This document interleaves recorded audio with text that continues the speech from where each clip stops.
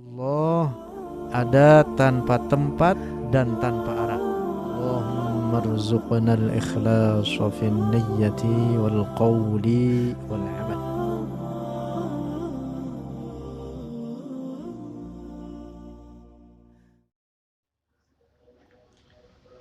Alhamdulillahi rabbil alamin. Wassalatu wassalamu ala sayyidina Muhammadin sayyidil awwalin wal akhirin wa ala alihi wa sahbihi at-tayyibin at-tahirin. Allahumma la sahla illa ma ja'altahu sahla وأنت تجعل الحزن يا حي يا قيوم إذا شئت سهلا اللهم ارزقنا الإخلاص في النية والقول والعمل.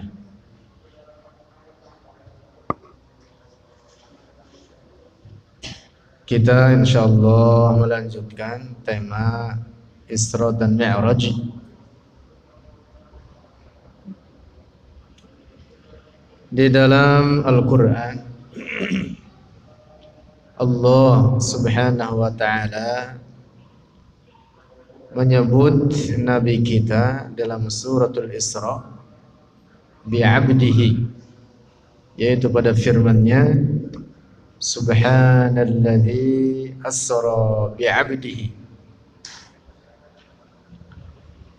Penyebutan kata abd di sini dijelaskan oleh para ulama kita, berikan pemahaman bahwa Rasulullah sallallahu alaihi wasallam adalah abdullahi wa rasuluh, adalah hamba Allah dan Rasulnya. Dan penyebutan kata abd ini merujuk kepada seperti umumnya manusia yang tersusun daripada tubuh fisik yang terdiri daripada anggota-anggota badan. Karena itu pula di dalam ayat lain Allah subhanahu wa ta'ala menyebutkan Qul innama ana basharun mislukum. Qul, katakan olehmu wahai Muhammad, innama ana basharun mislukum, sesungguhnya tidaklah aku kecuali adalah manusia seperti kalian. Dalam ayat ini Allah menyebut Nabi kita Muhammad sallallahu alaihi wasallam dengan kata bashar. Bashar itu makna harfiahnya adalah manusia. Dan penyebutan kata bashar tidak lain merujuk kepada fisik tubuh yang tersusun daripada anggota-anggota badan dan memiliki ruh. Kita, setiap orang dari kita secara bahasa disebut dengan bashar. Rasulullah sallallahu alaihi wasallam dalam ayat ini disebut dengan bashar, juga disebut dengan abd. Ini memberikan pemahaman bahwa Rasulullah sallallahu alaihi wasallam adalah manusia. Dengan demikian maka Rasulullah sallallahu alaihi wasallam memiliki fisik tersusun tubuhnya dari apa yang tersusun oleh umumnya manusia, terdiri daripada tulang, daging, darah dan seterusnya. Itulah pengertian Qul innama ana basharun mislukum. Yang membedakan adalah bahwa Rasulullah Shallallahu Alaihi Wasallam disebutkan dalam ayat ini, yuha ilayya annama ilahukum ilahu wahid, bahwa Rasulullah mendapatkan wahyu dari Allah dan mendapatkan derajat kenabian serta kerasulan, yang bahkan Rasulullah adalah Imamul Anbiya wal Mursalin, pimpinan seluruh para nabi dan para rasul. Rasulullah Shallallahu Alaihi Wasallam secara fisik adalah seperti umumnya manusia, tapi demikian Rasulullah adalah afdalu khalqillah, makhluk Allah paling utama, paling mulia, lebih dari segala apapun dari seluruh makhluk Allah. Rasulullah Shallallahu Alaihi Wasallam lebih mulia daripada bumi dan langit dengan segala isinya. Rasulullah lebih mulia daripada seluruh para malaikat Allah. Bahkan Rasulullah Nabi kita Muhammad Sallallahu Alaihi Wasallam lebih mulia, lebih utama daripada surga dengan segala isinya. Syekh Ibrahim Al-Laqani dalam Jawharatut Tauhid mengatakan, afdalul khalqi 'ala al-itlaqi nabiyyuna famil 'ani syiqaqi. Afdalul khalqi, dan paling utama makhluk, 'ala al-itlaqi secara mutlak, nabiyyuna yaitu nabi kita Muhammad sallallahu alaihi wasallam. Famil 'ani syiqaqi, maka hindarkanlah dari perbedaan pendapat atau perpecahan.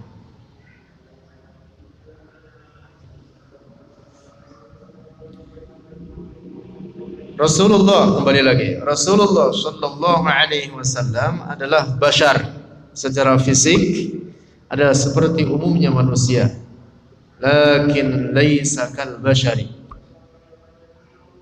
manusia tapi tidak seperti umumnya manusia. Walaupun secara fisik adalah Rasulullah bashar, tersusun daripada tulang, daging dan seterusnya, memiliki ruh dan seterusnya, tetapi laisa kal bashar, yang dimaksud dari segi derajatnya, dari segi kemuliaannya, keagungannya tidak ada tandingannya oleh makhluk apapun, oleh siapapun dari seluruh makhluk Allah ini. Nah, dari sini ada catatan penting. Tidak benar beberapa kisah yang menyebutkan bahwa Rasulullah badannya adalah cahaya. Di antaranya satu kisah yang beredar di sebagian masyarakat di wilayah Arab terutama, disebutkan bahwa suatu ketika Rasulullah Shallallahu Alaihi Wasallam ketika hendak memakai sarung, yattajiru, al-ittijar itu artinya al-ittizar, ya artinya memakai sarung, tiba-tiba kainnya tersebut lepas. Menurut cerita dusta ini, lalu kemudian terpancarlah dari tubuhnya cahaya yang menyelimuti seluruh tubuhnya. Dilihat demikian itu oleh istrinya sendiri, yaitu As-Sayyidah Aisyah. Menurut cerita dusta ini, demikian dikatakan. Ini kisah tidak benar. Satu. Yang kedua, juga kisah tidak benar terkait dengan Al-Isra wal Mi'raj. Disebutkan bahwa ketika Rasulullah Shallallahu Alaihi Wasallam, ini kisah dusta, naik di atas langit ketujuh. Kemarin kita sudah sampai bahas langit ketujuh minggu lalu. Lalu malaikat Jibril, menurut cerita dusta ini, dikatakan tidak sanggup lagi menemani Rasulullah sallallahu alaihi wasallam oleh karena terpancar cahaya yang sangat kuat, dan Rasulullah oleh karena beliau juga cahaya, maka sinkron cahaya tersebut menurut cerita dusta ini, sementara Jibril tidak kuat, sehingga dikatakan menurut cerita dusta ini Jibril berkatalah kepada Rasulullah, wahai Rasulullah, aku menemani dirimu sampai di sini saja, selanjutnya saya tidak mampu. Inni law iqtarabtu ihtaraqtu. Menurut cerita dusta ini dikatakan bahwa Jibril berkata, saya apabila terus semakin ke atas, semakin mendekat, maka tubuhku akan terbakar. Sementara Rasulullah tidak terbakar. Menurut cerita dusta ini. Ini kisah tidak ada dasarnya. Pertama, bahwa Allah subhanahu wa ta'ala bukan sinar. Allah yang menciptakan sinar. Allah tidak sama dengan ciptaannya. Api ciptaan Allah sifatnya membakar, maka mustahil Allah sama dengan api. Allah mustahil sama dengan ciptaannya. Allah bukan sinar, Allah bukan api. Allah yang menciptakan sinar, Allah yang menciptakan api, maka Allah tidak sama dengan ciptaannya tersebut. Penting ini. Kemarin juga sudah kita bahas bahwa nama Allah An-Nur bukan maknanya bahwa Allah sebagai sinar atau cahaya, tapi makna nur bagi Allah ay al-hadi binuril iman, artinya yang maha memberi petunjuk cahaya iman terhadap sebagian hamba-hambanya. Demikian dinyatakan oleh sahabat Abdullah bin Abbas dalam sahabat Rasulullah. Abdullah bin Abbas ini bahkan merupakan misannya Rasulullah sallallahu alaihi wasallam yang didoakan oleh Rasulullah supaya menjadi ahli tafsir. Beliau menafsirkan firman Allah, Allahu nurus samawati wal ard. Nur dalam ayat ini ay hadi ahli samawati wal ardi, ahli samawati wa ba'di ahli al-ardi binuril iman. Yang dimaksud Allahu nurus samawati wal ard, artinya Allah yang maha memberi petunjuk iman bagi para penduduk langit, yaitu para malaikat, dan bagi sebagian penduduk bumi, yaitu bangsa manusia dan bangsa jin. Jadi beliau mengartikan nurus Allahu nurus samawati wal ard, kata beliau apa? Yang maha memberi petunjuk iman. Nah, jadi Allah subhanahu wa ta'ala bukan sinar, Allah yang menciptakan sinar. Nah, dengan demikian tidak benar kisah yang menyebutkan bahwa Jibril berkata kepada Rasulullah setelah melewati langit ketujuh, inni law iqtarabtu ihtaraqtu. Sungguh apabila saya semakin dekat ke atas, maka tubuh saya, kata malaikat Jibril, menurut cerita dusta ini, tubuh saya akan terbakar. Nauzubillah. Ini bahkan cerita ini diungkap oleh beberapa mubaligh, dan sebenarnya ini cerita dusta, tidak ada dasarnya sama sekali. Yang kedua, terkait bahwa ini kisah dusta, bahwa keyakinan yang merupakan keyakinan Rasulullah dan para sahabatnya, bahkan aqidatu kullil anbiya, keyakinan seluruh para nabi Allah, aqidat jumhur al-ummah, akidah mayoritas umat Islam ini, yang dijamin keselamatannya oleh Rasulullah sallallahu alaihi wasallam adalah bahwa Allah ada tanpa tempat dan tanpa arah. Ada sebagian orang menceritakan kisah dusta tadi, bahwa malaikat Jibril mengatakan, saya apabila semakin dekat ke atas maka tubuh saya akan terbakar. Lalu dia memberikan pemahaman bahwa Allah bertempat di arah atas. Nauzubillah, nauzubillah. Keyakinan yang benar, yang wajib kita yakini sepenuhnya, bahwa Allah mawjudun bila makan wala yajri alaihi zaman. Allah ada tanpa tempat, tanpa arah, dan Allah tidak terikat oleh waktu dan zaman.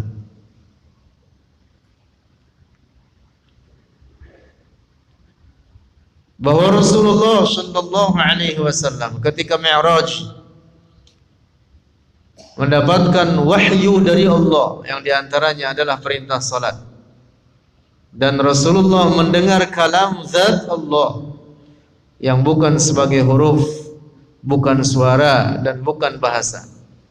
Dan bahkan ketika Mi'raj, Rasulullah sallallahu alaihi wasallam melihat Allah dengan hatinya. Demikian dinyatakan oleh mayoritas ulama kita, kalangan mufassirin, fuqaha, para ulama kita menetapkan bahwa Rasulullah ketika Mi'raj melihat Allah dengan hatinya, dengan dalil firman Allah, ma kadzabal fuadu ma ra'a. Ayat ini kata para ahli tafsir sebutkan bahwa Rasulullah melihat Allah dengan hatinya ketika Mi'raj. Catatan pentingnya bahwa Rasulullah walaupun saat itu mendengar kalam zat Allah yang bukan huruf, bukan suara, dan bukan bahasa, dan bahkan melihat Allah dengan hatinya, itu tidak berarti bahwa Allah berada di arah atas atau di tempat tersebut. Penting ini untuk dicatat. Tetapi Rasulullahnya yang ada di tempat itu. Adapun Allah ada tanpa tempat dan tanpa arah. Allah subhanahu wa ta'ala bukan benda. Allah tidak berada di satu tempat atau di semua tempat, tidak berada di arah atas atau di semua arah. Sama persis dengan Nabi Musa alaihi salam, juga mendengar kalam zat Allah saat beliau berada di gunung Tur Saina. Bukan berarti bahwa Allah berada di gunung tersebut, tetapi Nabi Musa yang ada di gunung itu. Adapun Allah ada tanpa tempat dan tanpa arah.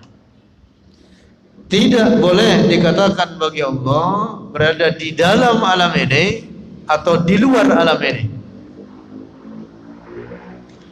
Karena di dalam dan di luar hanya berlaku bagi sesuatu yang memiliki bentuk dan ukuran. Allah tidak dikatakan baginya dakhilal alam wala kharijal alam. Tidak boleh dikatakan bagi Allah di dalam alam ini atau di luar alam ini. Juga tidak boleh dikatakan bagi Allah muttasilun bil alam, juga tidak boleh dikatakan munfasilun anhu. Artinya tidak boleh dikatakan bagi Allah menempel dengan alam ini atau dikatakan terpisah dari alam ini. Dua-duanya salah. Karena menempel dan terpisah, sifat di dalam dan di luar adalah sifat benda. Allah bukan benda. Catatan penting ini. Allah yang menciptakan tempat dan arah. Maka Allah tidak membutuhkan kepada ciptaannya tersebut. Allah yang menciptakan langit maka tidak boleh dikatakan Allah bertempat di langit. Allah yang menciptakan arsy, maka tidak boleh dikatakan Allah bersemayam di atas arsy. Ini menyebar kata-kata Allah bersemayam di atas arsy. Itu kata-kata rusak, kata-kata batil, sesat. Hindari kata-kata itu. Bersemayam itu apa maknanya? Bertempat. Bersemayam itu mana yang bertempat? Allah bukan benda. Allah yang menciptakan arsy. Allah tidak bertempat pada ciptaannya sendiri. Allah menciptakan arsy, yang bahkan arsy ini memiliki 4 tiang. Lalu kemudian setiap tiangnya dipikul oleh malaikat, juga makhluk Allah. Para malaikat ini yang disebut dengan malaikat hamalatul arsy. Malaikat apa?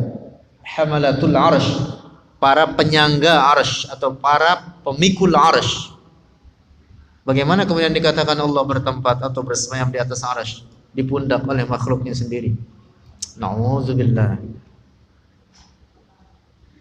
Sayyiduna Ali bin Abi Thalib berkata, "Innallaha khalaqal 'arsya izharan liqudratihi wa lam yattakhidhu makanan lidatihi." Rawahu Abu Mansur Al-Baghdadi fil farqi bainal firaq. Sayyiduna Ali berkata, "Innallaha sungguhnya Allah khalaqal 'arsya, menciptakan arsy, izharan liqudratihi, adalah untuk menampakkan di antara tanda-tanda kekuasaannya, walam yattakhidhu makanan lidzatihi, dan bukan untuk menjadikannya tempat bagi zatnya. Allah tidak membutuhkan kepada ciptaannya sendiri. Allah tidak bertempat pada makhluknya. Sebagaimana tidak boleh dikatakan Allah menyatu dengan tubuh manusia, oleh karena manusia makhluk Allah. Orang berkeyakinan Allah menyatu dengan tubuh manusia, rusak akidahnya, bukan orang muslim, walaupun mengaku dirinya muslim. Bagaimana menyatu dengan tubuh manusia? Maka berarti Allah membentuk seperti manusia. Nauzubillah. Maka berarti Allah berbilang pada tubuh si fulan, tubuh si fulan, tubuh si fulan. Nauzubillah. Nauzubillah. Demikian pula mustahil Allah bertempat atau bersemayam di atas arsy. Oleh karena arsy makhluk Allah. Arsy makhluk Allah. Langit makhluk Allah. Manusia makhluk Allah. Allah tidak bertempat pada ciptaannya. Nah, keyakinan yang benar, Allah mawjudun bila makan wa la yajri alaihi zaman. Allah ada tanpa tempat, tanpa arah. Allah tidak terikat oleh ruang dan waktu. Allah tidak terikat oleh waktu dan zaman. Nah, dapat dipahami nih. 2. 3, ada kisah lainnya terkait dengan Isra wal Mi'raj yang ini juga tidak memiliki dasar sama sekali. Tidak ada dalam kitab para ulama kita, apalagi di dalam hadis-hadis Rasulullah. Yaitu kisah yang mengatakan bahwa ketika Rasulullah dan malaikat Jibril sampai di suatu tempat ketinggian yang sangat tinggi, yang Allahu a'lam, Allah lebih mengetahui terkait tempat tersebut. Menurut cerita dusta ini, di tempat tersebut maka kemudian Rasulullah sallallahu alaihi wasallam menyampaikan penghormatannya kepada Allah dengan mengatakan, at-tahiyyatul mubarakatus salawatut thayyibatu lillah. Menurut cerita dusta ini, Tahiyyatnya Rasulullah, penghormatan Rasulullah tersebut kemudian dijawablah oleh Allah. Allah menjawab mengatakan assalamu alayka ayyuhan nabiyyu wa rahmatullahi wa barakatuh. Lalu menurut cerita dusta ini, Jibril yang saat itu bersama Rasulullah tidak mau kalah. Dia ingin juga mendapatkan penghormatan dan keselamatan. Kemudian Jibril berkatalah, assalamu alayna wa ala ibadillahis salihin. Jadi menurut kisah dusta ini terjadi dialog Rasulullah, Allah dan malaikat Jibril. Nauzubillah. Pernah dengar kisah ini? Tidak ada dasarnya kisah ini dalam kitab apapun. Kalau sewaktu-waktu nanti ada mubalik mengisahkan kisah dusta ini, tegur. Tidak ada dalam hadis riwayat siapapun. Tidak ada dalam kitab-kitab mu'tabar di kalangan para ulama kita, apalagi hadis-hadis Rasulullah sallallahu alaihi wasallam. Tidak ada. Dapat dipahami ini? Pernah dengar nggak kisah itu? Rasulullah menurut kisah ini mengatakan tahiyyatul barakatus salawatut thayyibatu lillah. Lalu kemudian Allah menjawab, assalamu alayka ayyuhan nabiy wa rahmatullahi wa barakatuh. Kemudian Jibril menjawab, enggak mau kalah. Assalamu alayna, keselamatan juga bagi kami. Wa ala para malaikat, wa ala ibadillahis salihin, dan atas seluruh hamba-hamba yang saleh. Auzubillah. Ini kisah dusta, tidak ada dasarnya dan tidak benar. Lalu dari mana bacaan tahiyyat yang ada dalam salat yang biasa kita baca itu? Itu adalah dari Rasulullah sallallahu alaihi wasallam mengajarkan redaksi tahiyyat tersebut seperti yang kita baca itu. Bukan berasal dari kisah Isra Mi'raj yang menurut kisah dusta itu tadi berasal dari dialog antara Rasulullah, Allah dan malaikat Jibril. Nauzubillah. Dapat dipahami ini? Masya Allah. Itu berkembang di sebagian masyarakat kita. 3. 4. Juga merupakan kisah dusta lainnya. Kemarin sudah kita singgung kisah ini. Disebutkan menurut kisah dusta ini bahwa ketika Rasulullah sallallahu alaihi wasallam naik dari atas langit ke-7, terus naik ke atas lagi, sampailah ke suatu tempat, tetapi di tengah perjalanan naiknya tersebut, menurut kisah dusta ini Rasulullah tidak sanggup untuk terus naik. Bahkan menurut kisah dusta ini dikatakan Rasulullah sudah hampir putus asa. Nauzubillah. Bagaimana putus asa dinisbatkan kepada seorang nabi? Nauzubillah.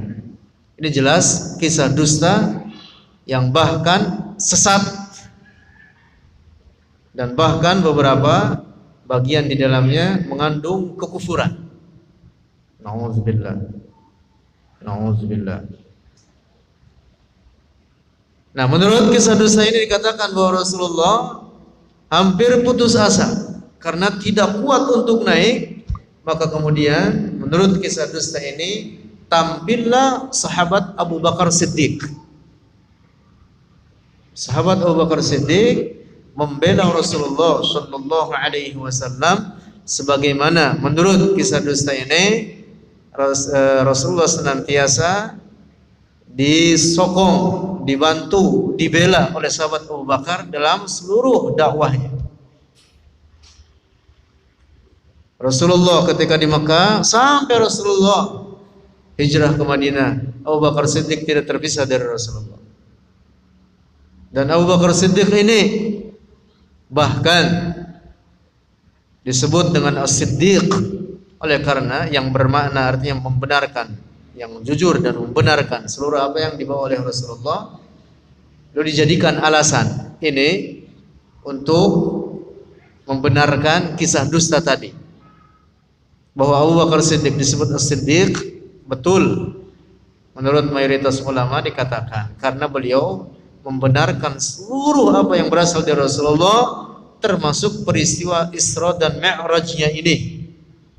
Di keesokan harinya Abu Bakar Siddiq saat ditanya oleh kuffar, oleh orang-orang kafir Quraisy, orang-orang kafir Mekah, beliau mengatakan apa? Saya percaya dengan apa yang diberitakan oleh Rasulullah.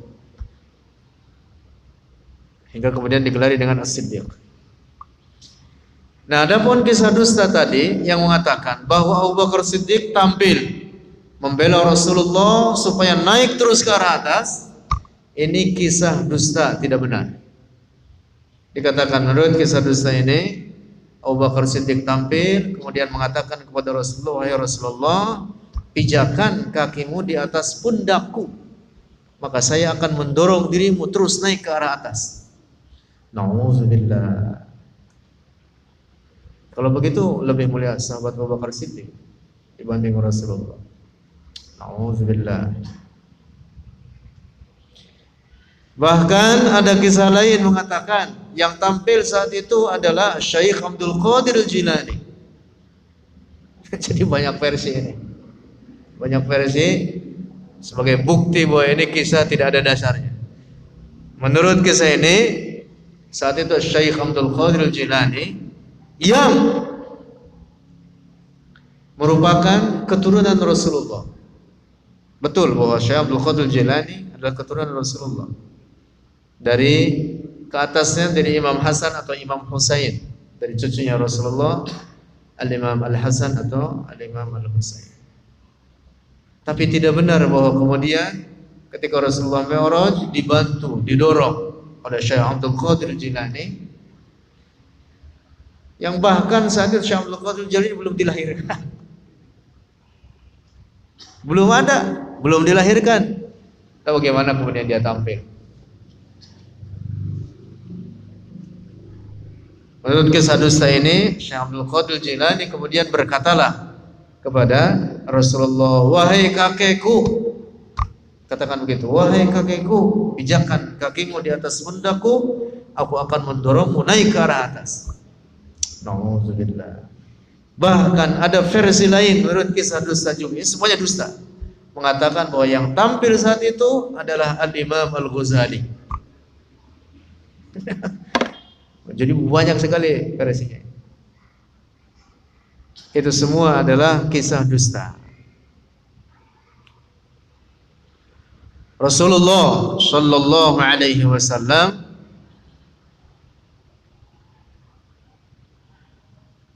dengan kuasa Allah, dengan kehendaknya,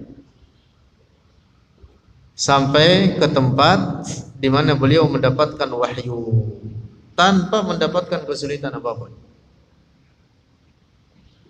Nah, hanya saja itu tadi sudah kita bahas catatan pentingnya bahwa yang berada di tempat tersebut adalah Rasulullah.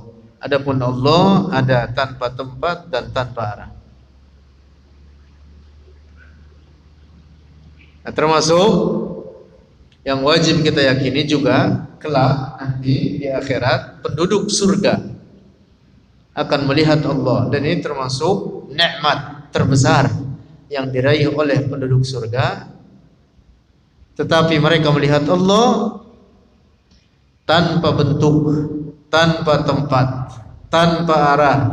Tidak dikatakan di dalam surga, juga tidak dikatakan di luar surga. Penduduk surga yang di dalam surga. Adapun Allah tidak dikatakan di dalam atau di luar surga. Jangan dibayangkan bagaimana, karena akal kita itu hanya berpikir terhadap sesuatu yang merupakan benda. Allah tidak diserupakan dengan benda, dengan suatu apapun. Karena itu Al-Imam Abu Hanifah dalam kitabnya namanya Al-Wasiyah, Imam Mujtahid, Al-Imam Abu Hanifah, Al-Imam An-Nu'man ibn Thabit Al-Kufi, ulama terkemuka, termasuk dari ulama salaf. Beliau mengatakan wa liqa'ullahi li ahlil jannati haqqun bila kayfiyatin wala tashbihin wala jihatin. Dan melihat Allah oleh penduduk surga di akhirat nanti itu adalah perkara hak yang wajib diimani, tetapi bila kaifin, tanpa sifat-sifat benda. Bukan berarti di depan mereka, bukan berarti di atas mereka, bukan berarti diliputi oleh penduduk surga.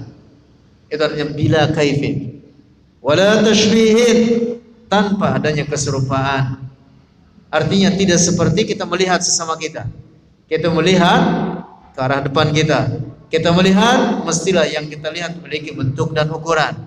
Allah saat dilihat oleh penduduk surga bila kaifin wala tashbihin wala jihatin, tanpa sifat benda, tanpa adanya keserupaan, dan tanpa arah. Nah, maka demikian pula dengan peristiwa Rasulullah ketika Mi'raj melihat Allah dengan hatinya, bifuadihi, dengan hatinya, terjadi saat itu bukan dengan cara berhadap-hadapan, bukan di atas Rasulullah, bukan di tempat tertentu, bukan di arah tertentu. Allah tanpa tempat, tanpa arah. Rasulullah yang berada di tempat tersebut. Anda paham ini? Akidah, tauhid.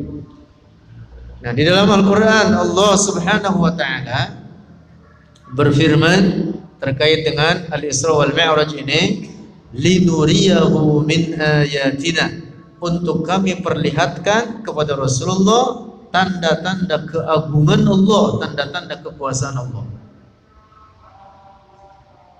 Al-Quran tidak mengatakan untuk bertemu diriku.